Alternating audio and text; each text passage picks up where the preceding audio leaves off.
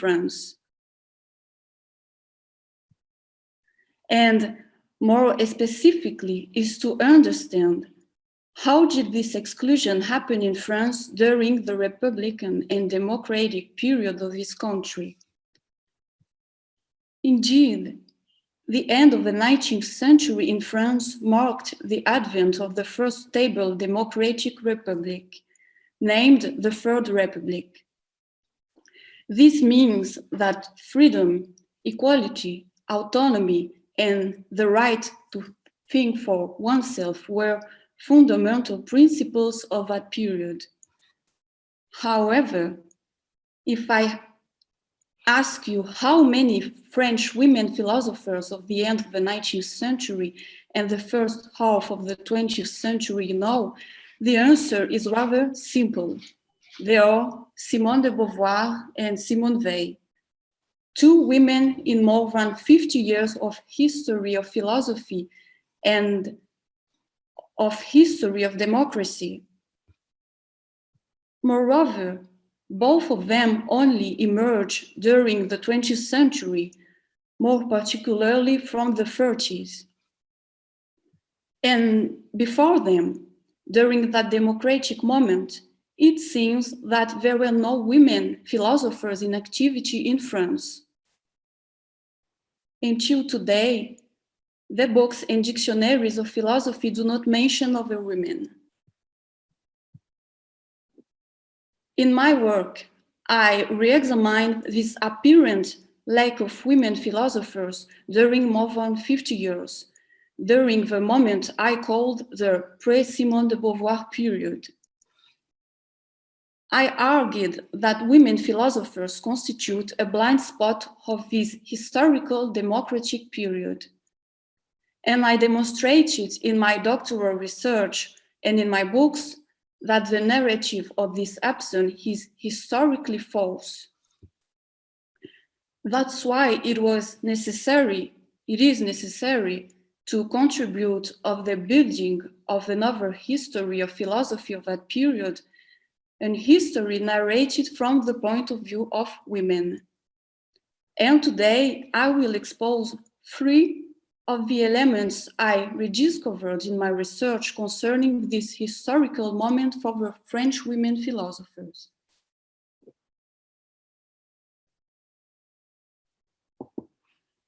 The first element that characterizes this period is the official prohibition for women to study philosophy.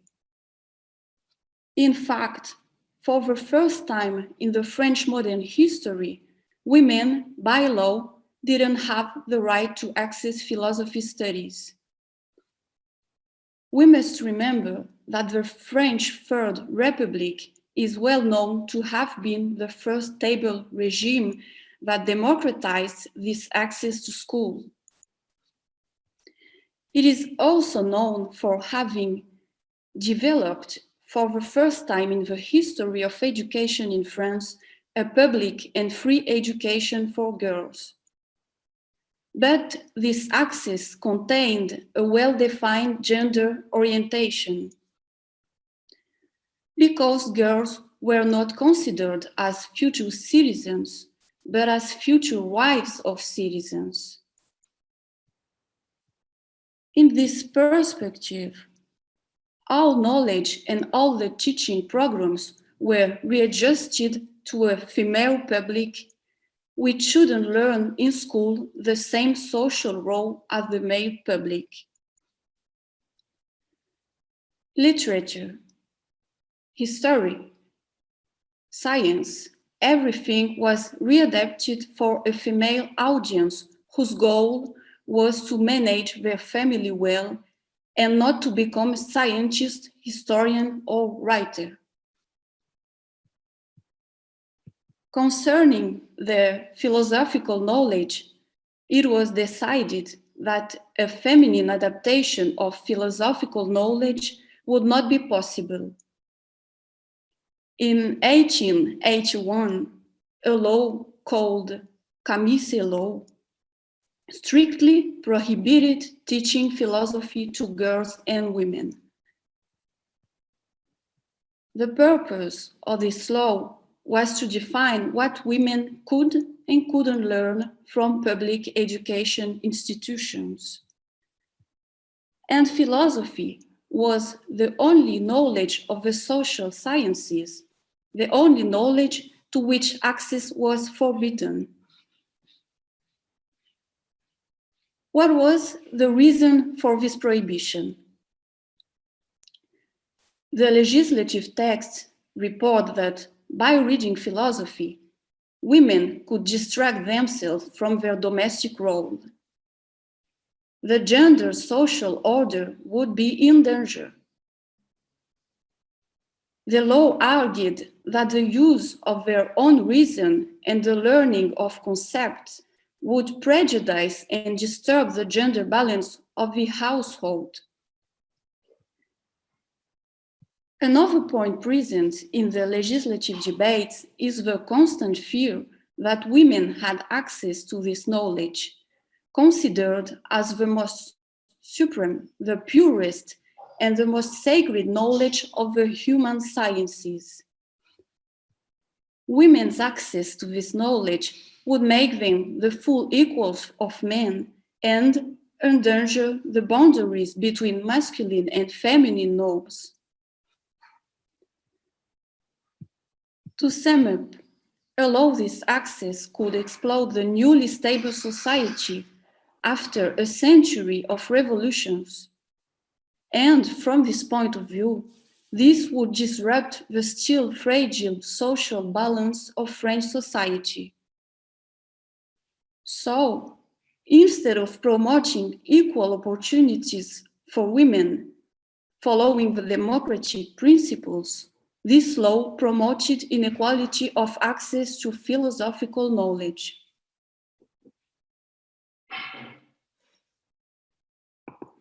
The second element I want to expose to you concerns the consequences of this law on the relations between women and philosophy in France at that period.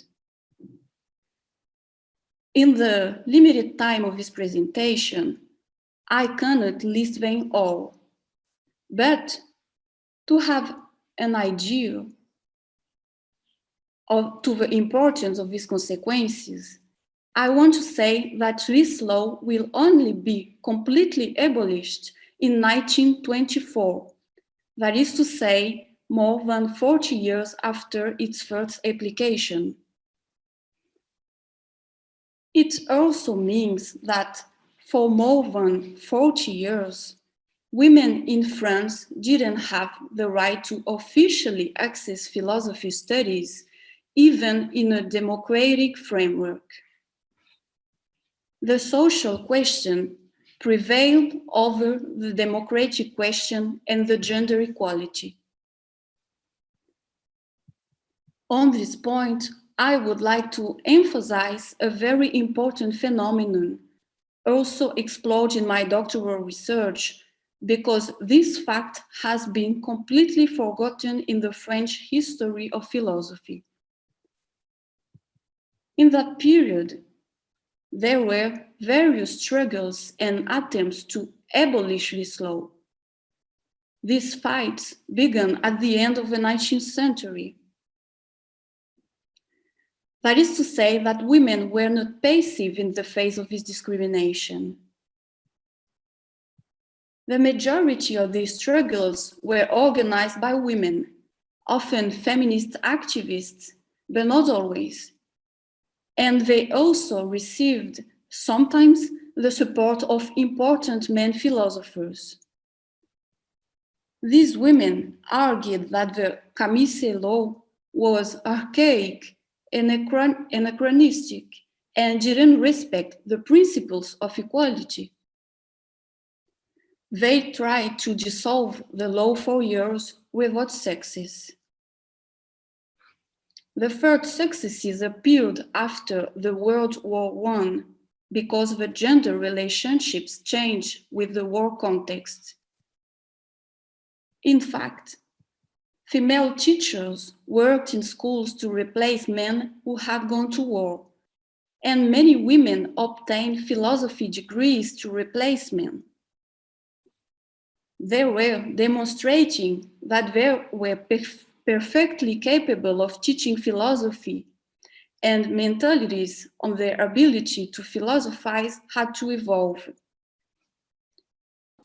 An example of this collective struggle is the campaign organized by the Society of Women Teachers called Association de la Société des Agrégés. After the First World War, its members fought for the gender standardization of competitions and philosophical programs. And they get their first successes in 1921. In 1924, the law was completely changed. Boys and girls had to study the same school programs, including philosophy. Women could officially study philosophy at university, and they could take part of the same philosophy exams as men. So the situation was better. Even so, the rankings of competitions to be professor of philosophy continued segregated by a gender criterion. There was a ranking for men and a ranking for women. This is why, for example, Simone de Beauvoir and Jean-Paul Sartre didn't appear in the same competition rankings when they passed the competitive exams to be philosophy teachers. Sartre was the first among men, and Simone de Beauvoir the first among women. And it was considered that she was second after Sartre, because the ranking of women was always considered lower than the ranking of men. With a unique classification, with a single ranking, maybe Simone de Beauvoir would have been ranked first, as their teachers claimed at that time. So, through this desire to maintain true rankings, there is a symbolic issue that refuses to affirm gender equality in philosophy.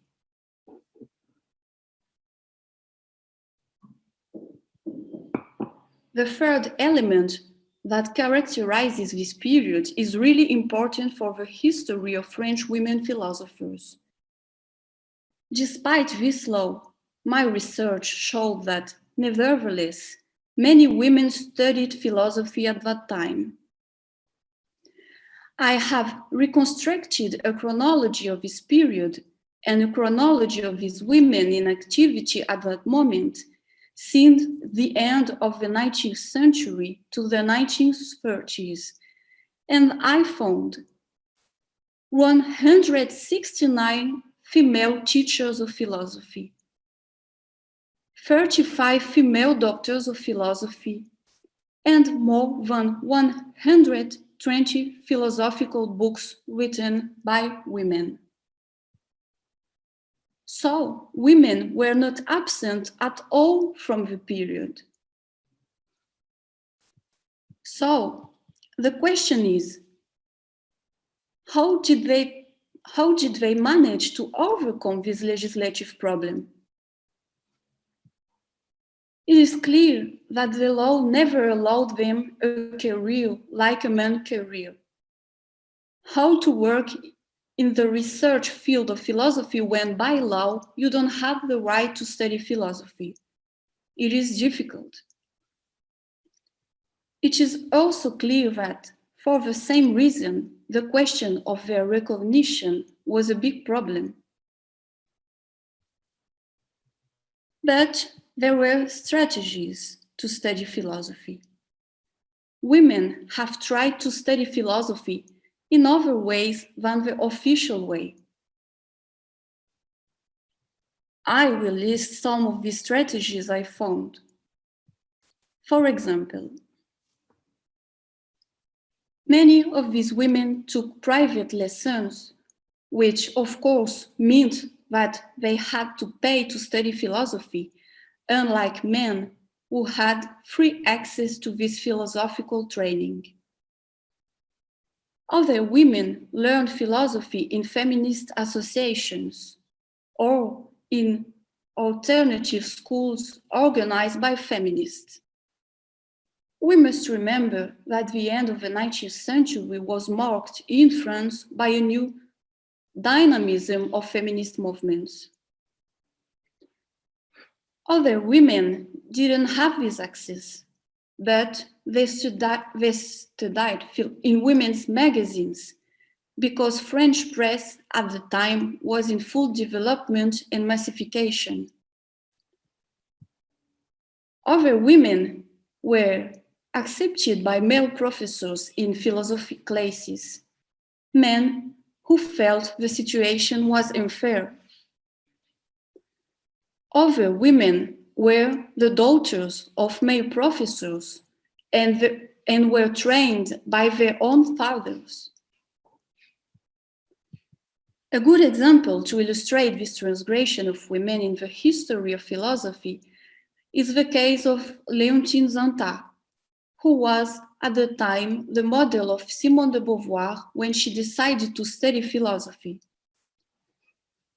Léontine Zanta was the first French woman to obtain a PhD in philosophy. But she was able to achieve her studies because her father, a university professor, prepared her for the studies of philosophy. When she got to university, her father also contacted male philosophers who helped her to get her degree in philosophy. And to finance her PhD studies, she gave private philosophy lessons for women. But after she obtained her PhD in 1914, her professional situation did not improve at all. She never became a professor of philosophy in a university, and she never became a teacher of philosophy in a public institution. She suffered all her life from the lack of recognition because even with all the diplomas in philosophy, she was never taken seriously by her colleagues. To sum up the idea of this third part, we can say that to get an official degree, women got a kind of special authorization, or sometimes the institutions were flexible and ignored the official law. In all cases, it was necessary to have recourse to marginal accesses outside public education. To conclude my presentation, I would like to add a few points concerning the consequences of such a situation for the French history of philosophy. Because the situation of this period is very strange. On the one hand, there is an absence of the right to philosophize for women, and on the other hand, there are many attempts to access the right to philosophize by marginal means. Some comments on this situation. The first one, this means for the French history of philosophy that there were many women philosophers at that period who never gave up studying philosophy, but who were not recognized. The second one, this also means that the problem of the lack of women philosophers at that moment is not exactly quantitative, but also and above all qualitative. The third one, this situation pushed women to the fringes of philosophy, while they were deeply interested in the philosophy of their time. And to finish, it is important to remember that this marginalization process is still present in our high historiography since we continue to ignore these women. Thank you for your attention. Thank you. Yeah, thank you very much, Annabelle, for your talk.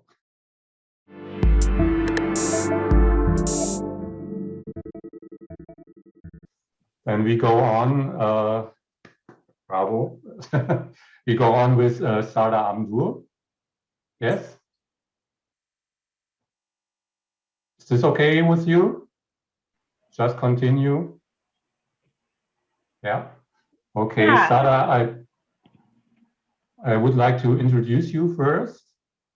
So as I can see, you're just writing your PhD, your dissertation on women and metaphors of sexual reproduction in Plato, and at the Boston University, and you're specialized in ancient philosophy, in which subject you're also teaching recently. You're also teaching assistant to Suzanne Sritar. Am I pronouncing it correctly? Because sometimes I don't know if I'm make this right. Philosophy of sex and gender. And you are also focusing on history philosophy, feminist philosophy, and which I also find very impressive, medical ethics, which is pretty interesting. Yeah. So it's your turn now. You're talking about 4 methods of treating Diotima as a historical figure. So it's your turn now, Zara. We are glad you're here. Great. I actually have a handout that I'm going to share I'm going to try to put in the chat here. And then I'm also going to share my screen while I go through the talk. Let's see. I'm encountering some technical difficulties trying to get the handout in the chat.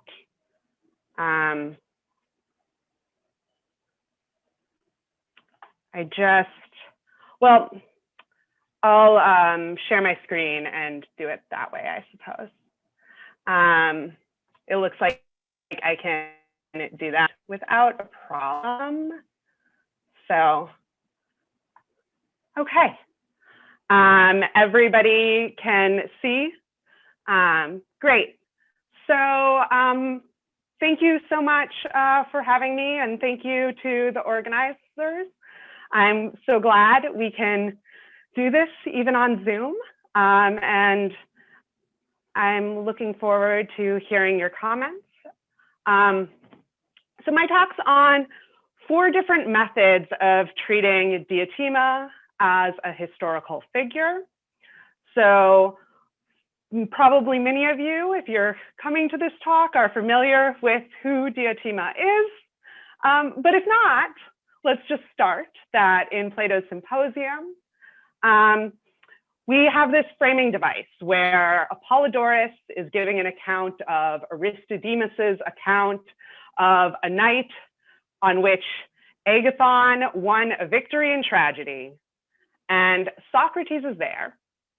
And this group of men that are together all give speeches, according to Plato's account, in praise of erotic love or sexual desire. And when it gets to be Socrates' turn to give his own speech, he, after questioning his host Agathon, says he's going to relay the words of his teacher. And I have a quote. This is what he says. For now, I'll let you go.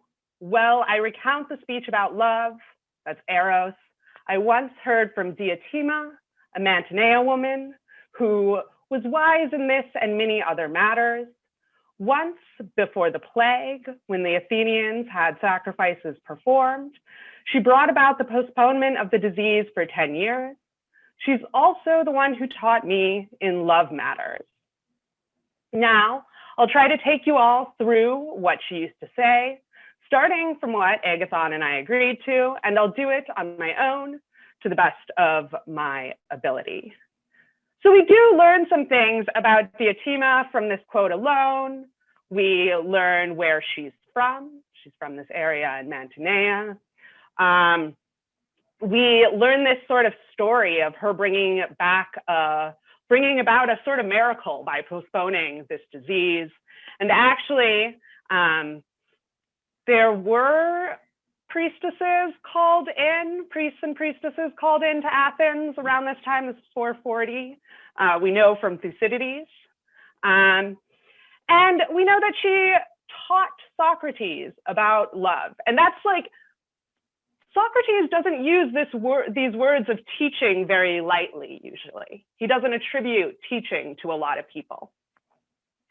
And we also know that Socrates is doing this on his own to the best of his ability. He doesn't promise that he's relaying everything that Diotima used to say to him. He's going to take us through what she says to the best of his ability. So I want to talk about how we're to treat this woman in the history of philosophy. And in order to do that, I think two questions need to be separated and addressed. The first is a sort of epistemic question. It's a question about our knowledge. What do we know about Diotima? And basically what we know is what I already told you, right? We don't have any sources from before Plato. So we're left in this state of epistemic uncertainty surrounding whether she is historical or fictional. And despite this state of epistemic uncertainty, there's a pattern both in the scholarly literature and in, I'll just say, the three most common English translations. The introductions to each of these talk about Diotima as a fictional character. And I think this is problematic to treat her as fictional because we have good reason to believe that she might be a historical figure. So, as I'm sure many of you know, as I'm sure Mary Ellen Waite has argued that the burden of proof is on those who suggest that Diotima is not a historical figure to somehow show that she is not. And Mary Ellen Waite kind of goes through a lot of different arguments and reasons for why this might be the case. One piece of evidence that she draws on is this image I have here, which is an ancient book jacket that you'll see depicts Diotima in this kind of naturalistic position talking to Socrates. So this is from, I think, the 3rd century. And while Eros kind of looks on in the background. So there's that sort of archaeological piece.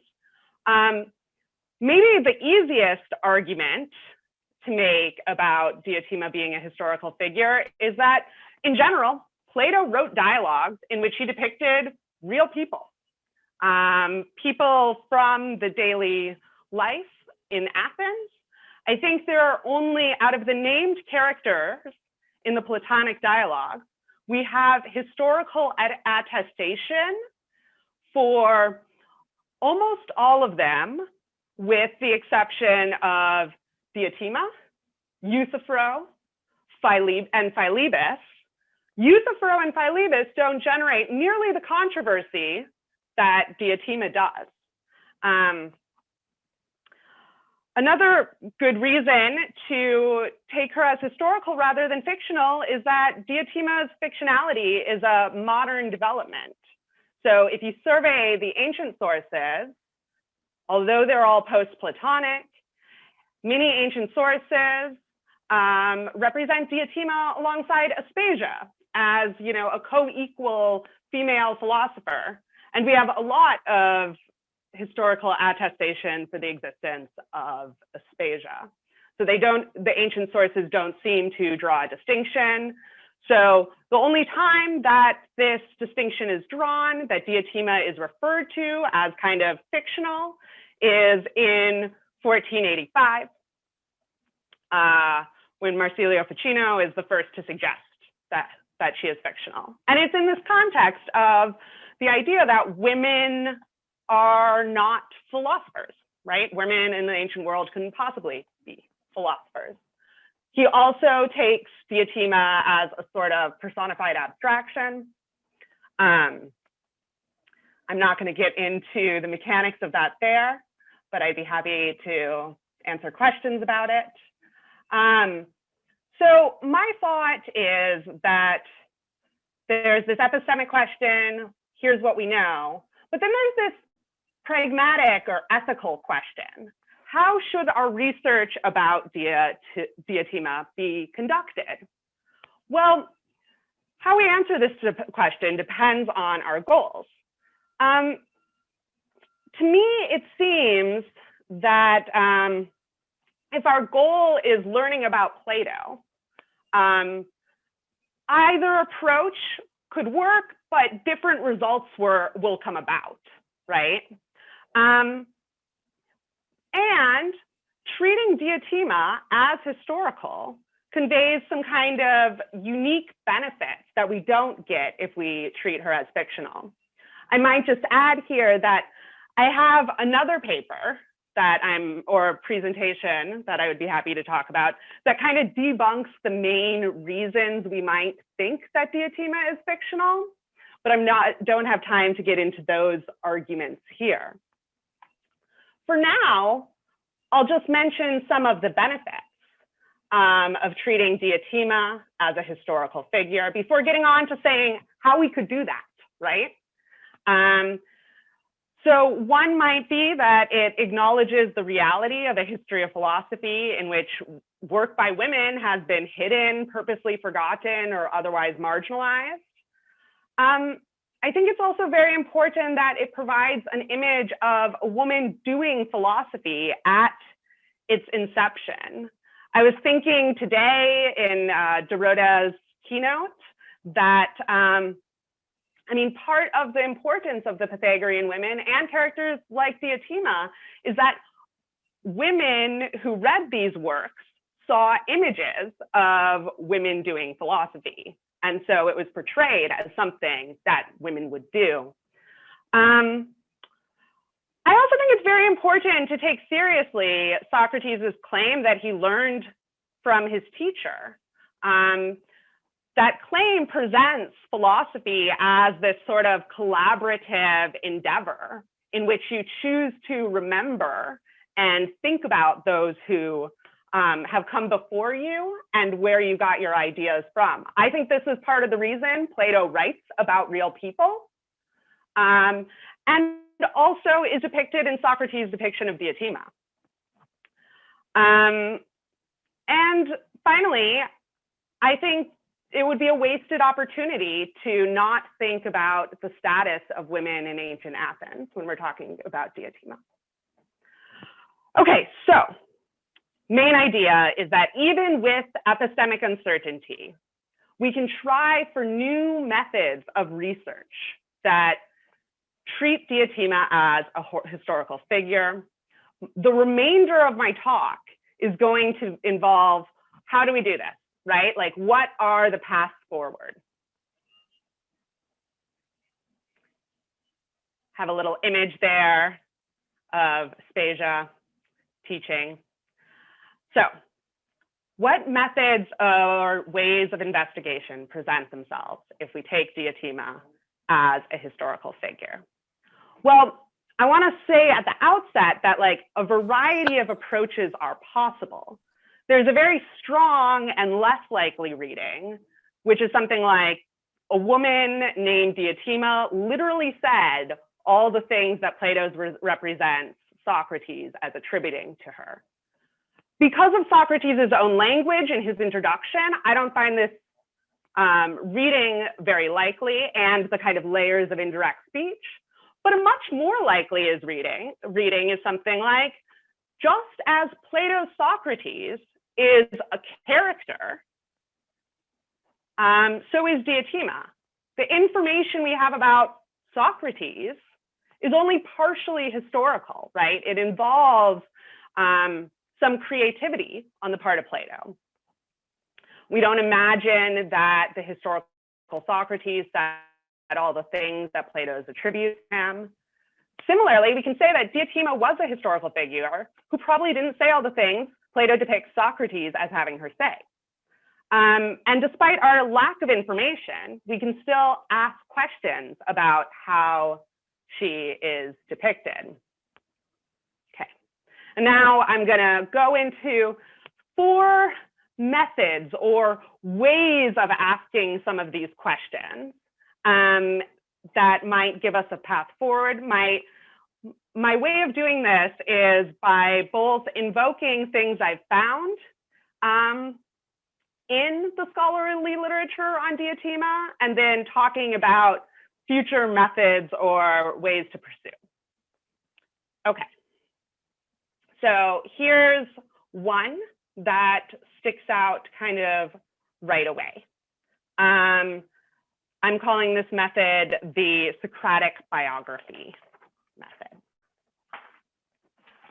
So A.E. Taylor, who's a scholar from the early 20th century, writes that at the time that I cannot agree with many modern scholars regarding Diotima of Mantinea as a fictitious person.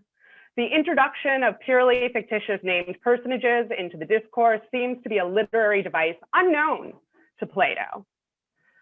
The purpose of the reference to the presence of Diotima in Athens at about 440 is manifestly not merely to account for Socrates' acquaintance with her, but to make the point that the mystical doctrine of the contemplative ascent of the soul, now to be set forth, was one on which the philosopher's mind had been brooding ever since his 30th year.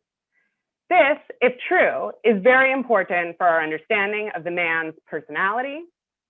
And I, for one, cannot believe that Plato was guilty of wanton mystification about such things.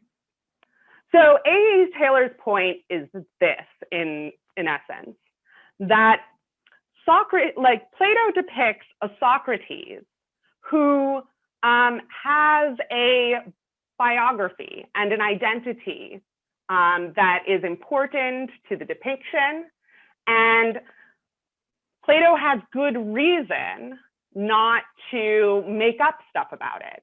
One might be that that literary device doesn't really exist at the time, but another reason is simply that Plato wanted to be believed in his depiction of Socrates. The Socratic dialogue was a form that many different people used, and the purpose in some ways was to get the correct depiction of Socrates on the table. And it's important to have this background when we're thinking about what was Socrates' thought process over the course of his life. So I see this as offering us a sort of path forward, because Plato's depiction of the Socratic biography compels us to ask questions about Socrates' relationship with different thinkers. It particularly motivates us to ask about the young Socrates' relationship with earlier influences, which include Parmenides, Protagoras, Anaxagoras, and Diotima, right? So in the Phaedo, Socrates talks about his encounter with Anaxagoras' book. In the Parmenides, a young Socrates dialogues with Parmenides.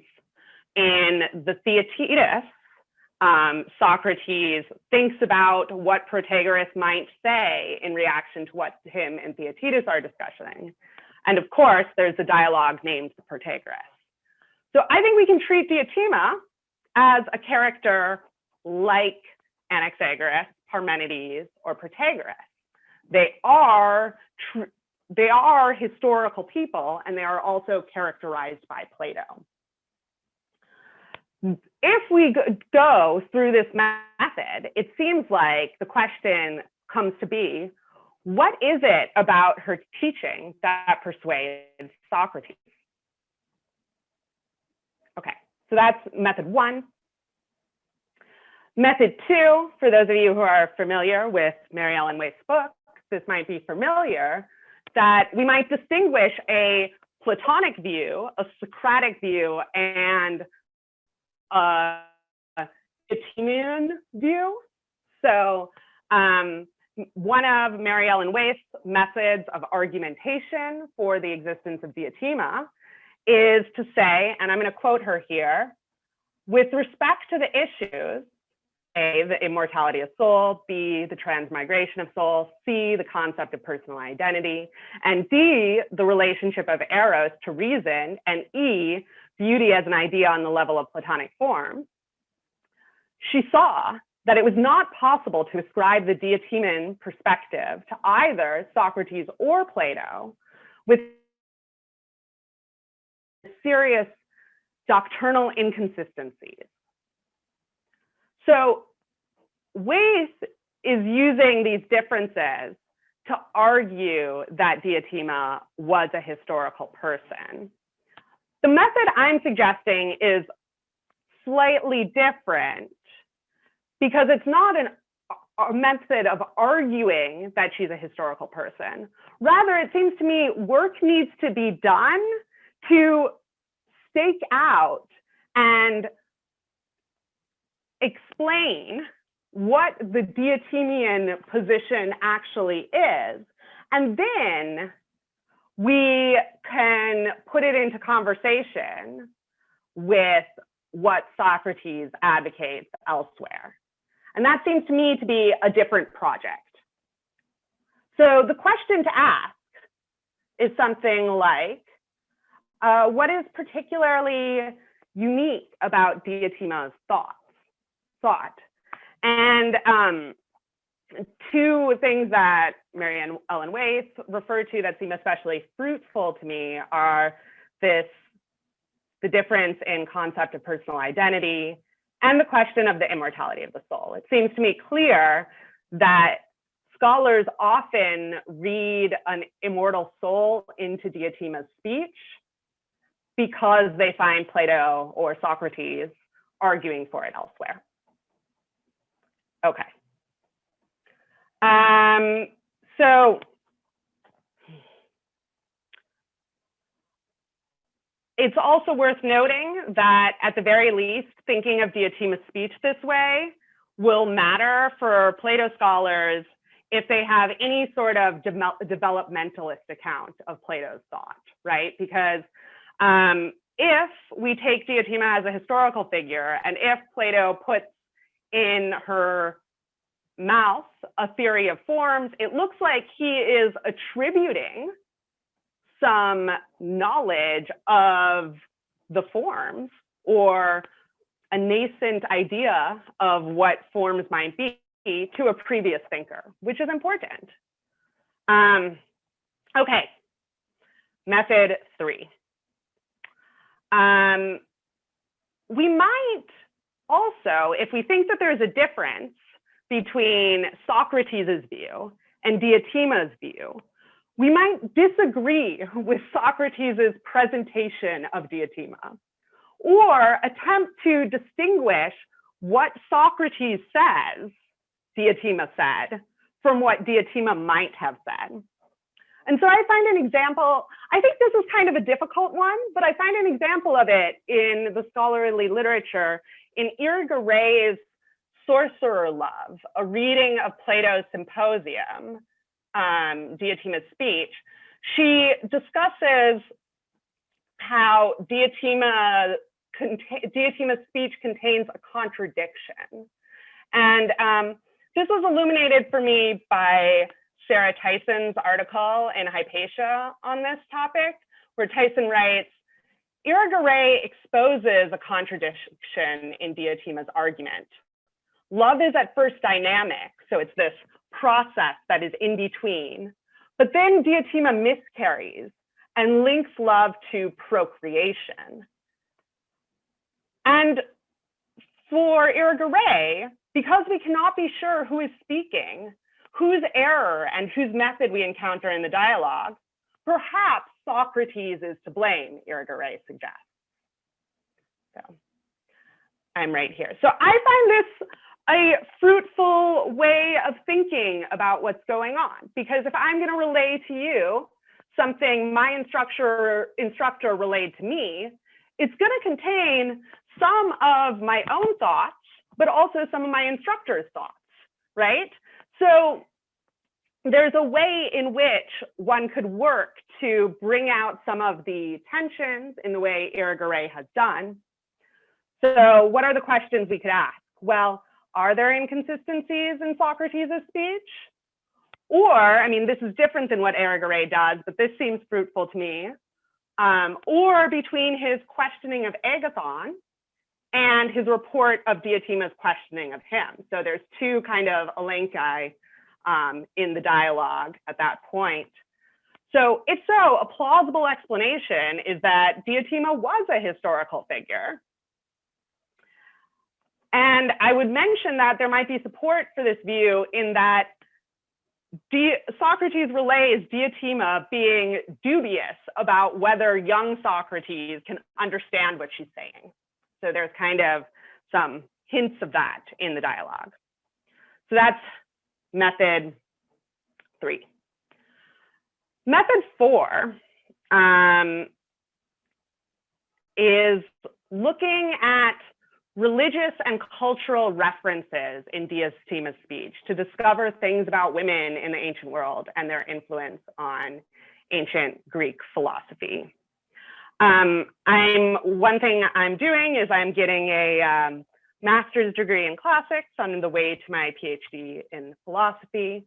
And one thing that's been really helpful for me is to look at Greek cultural practices that center women and how they reverberate in Plato.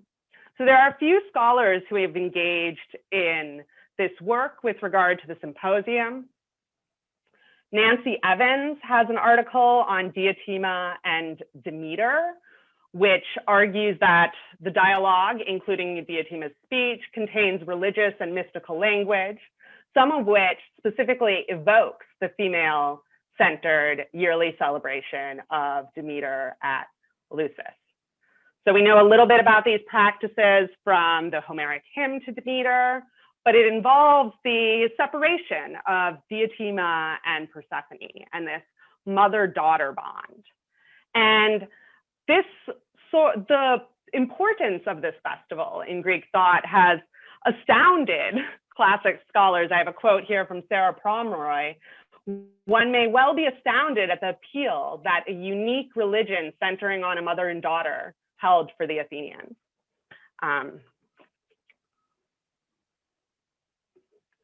So I think it's really a fruitful mode of thinking to think about what was it about these rituals surrounding mothers and daughters that influenced or motivated Plato's thought.